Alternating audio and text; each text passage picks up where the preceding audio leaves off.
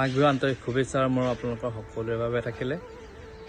যেহেতু নতুন বছৰ আৰম্ভ হৈছে, নতুন বছৰ আৰম্ভণিৰ লগতে মাঘ বিহু আমাৰ পৰে আৰু আশা কৰোঁ এই বছৰটো যাতে মাঘ বিহুৰ পৰাই আপোনালোকৰ দিনটো শুভ হওক আৰু ভৱিষ্যতে বিচাৰি থকা বা ভাবি থকা কিছুমান কথা বা কিছুমান কাম যাতে এই বছৰতে সিদ্ধি হওক। 25 বছৰটো যেনেকৈ আমি জুবিন দাক হেৰুৱালোঁ, সেনেকুৱা এটা দিন যাতে আমি আকৌ এবাৰ পাৰ কৰিব লগা নহয়। এজন বিশেষ ব্যক্তি, এজন সুধাকণ্ঠ, এজন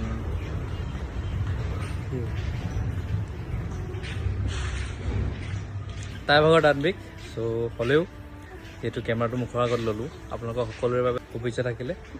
বিশেষ ক'বলগীয়ানো কি আছে, ডিউটিৰ পৰা আহৰি পোৱা নাই।